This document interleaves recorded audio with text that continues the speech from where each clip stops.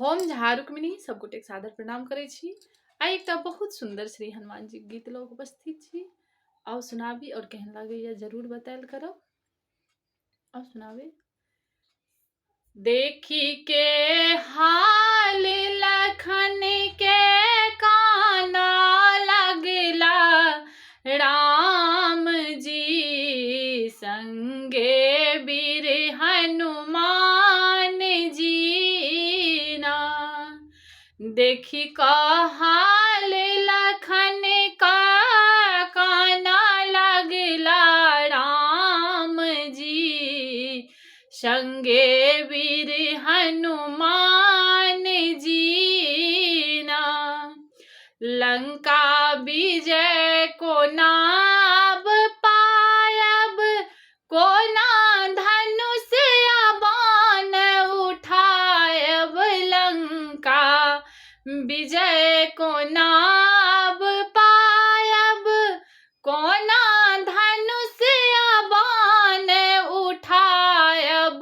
प्रभु संग कान लगला धरती आसमान जी संगे वीर हनुमान जी ना।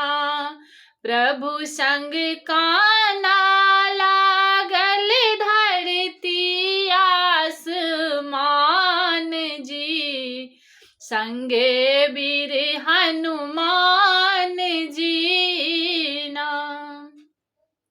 सोचथिन लखन के कोर उठा के कहबै अवधि की वापस जाके।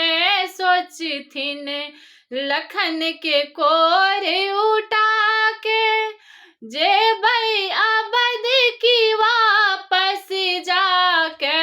कानथि नोरे श्री नारायण भगवान जी संग वीर हनुमान जी ना।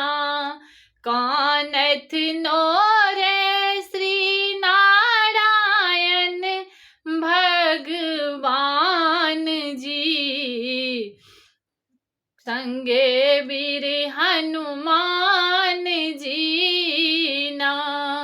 देखी का हाल लखन के काना लगला राम जी संगे वीर हनुमान जी ना।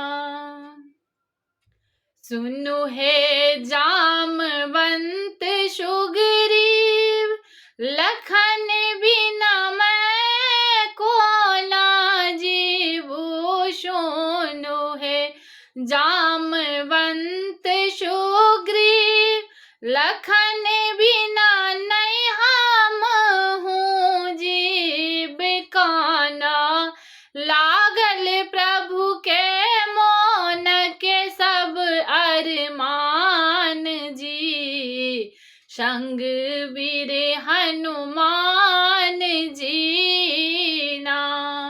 काना लागल प्रभु के मोनक सब अरमान जी संगे वीर हनुमान जी ना।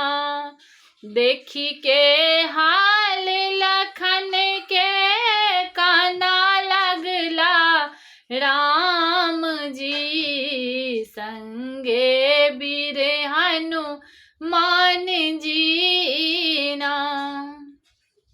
हनुमंत काजी सफल बनेला सूर्य उदय सा पहिले एला। हनुमंत काजी सफल बनेला सूर्य उदय सा पहिले एला।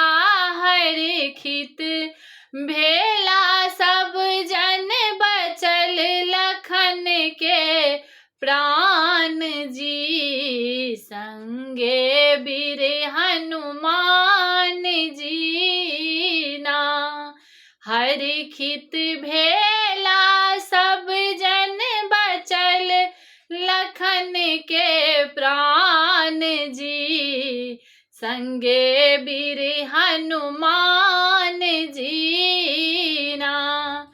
देखी का हाल लखन के काना लगला राम जी, संगे वीर हनुमान जी ना। देखी का हाल लखन के काना लगला राम जी, संगे वीर हनुमान जी ना।